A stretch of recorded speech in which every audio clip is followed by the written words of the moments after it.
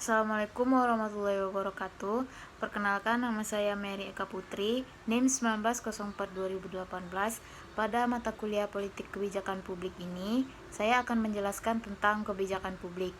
Kebijakan publik adalah rancangan yang dilembagakan untuk memecahkan masalah yang relevan di dunia nyata, dipandu oleh konsepsi dan diimplementasikan oleh program sebagai rangkaian tindakan yang dibuat dan atau ditetapkan khususnya oleh pemerintah dalam menanggapi masalah sosial.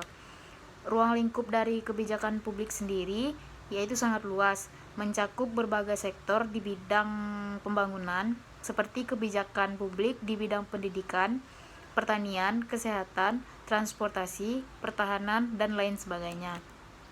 Aktor dari kebijakan publik itu sendiri adalah aktor state, di mana itu berisi legislatif, eksekutif, lembaga peradilan, dan instansi administratif. Untuk aktor private itu ada partai politik dan kelompok kepentingan. Kemudian ada masyarakat sipil seperti warga negara Indonesia. Runtuhnya rezim Orde Baru yang ditandai dengan lahirnya reformasi politik pada tahun 1998 menunjukkan adanya perubahan peran dari masyarakat dalam penyelenggaraan pemerintahan daerah. Perubahan ini dapat dilihat dengan adanya peningkatan pelibatan masyarakat di berbagai sektor dalam pemerintahan, baik itu pada sektor perencanaan, pembangunan, politik, maupun pada pembuatan kebijakan publik. Ikatan antara aktor biasanya adalah simetris, baik dalam kadar maupun intensitasnya.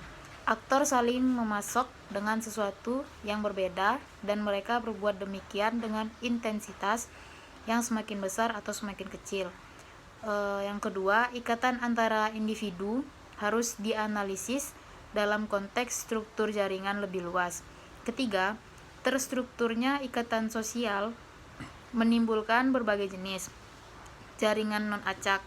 Di satu pihak, jaringan adalah transitif atau transitif. Bila ada ikatan antara A dan B dan C, ada kemungkinan ada ikatan antara A dan C.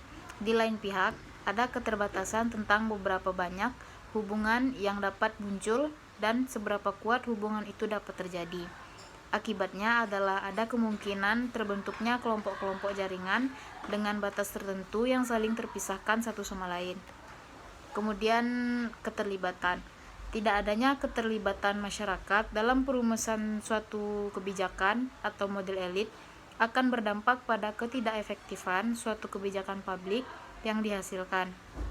Dalam arti bahwa kebijakan yang dibuat oleh decision making tidak mengakomodasi nilai-nilai kepentingan dan kebutuhan masyarakat, sehingga kehadiran sebuah kebijakan tidak menjamin menyelesaikan masalah, justru dapat menimbulkan masalah baru berupa penolakan dari penerima kebijakan atau masyarakat. Perumusan kebijakan adalah salah satu tahap penting dalam pembuatan sebuah kebijakan publik, karena tahap ini sangat menentukan bagaimana permasalahan publik dapat diserap oleh decision making dan mampu menyelesaikan permasalahan yang ada. Seperti yang ditulis oleh Charles Lindbaum dalam bukunya The Policy Making Process dan beberapa para ahli yang lain, bahwa dalam memahami proses perumusan kebijakan, kita perlu memahami aktor-aktor yang terlibat atau pemeran serta dalam proses kebijakan tersebut. Mungkin sekian materi yang dapat saya sampaikan tentang kebijakan publik dan aktor-aktornya. Jika ada kesalahan kata atau kurangnya materi saya mohon maaf. Saya akhiri. Assalamualaikum warahmatullahi wabarakatuh.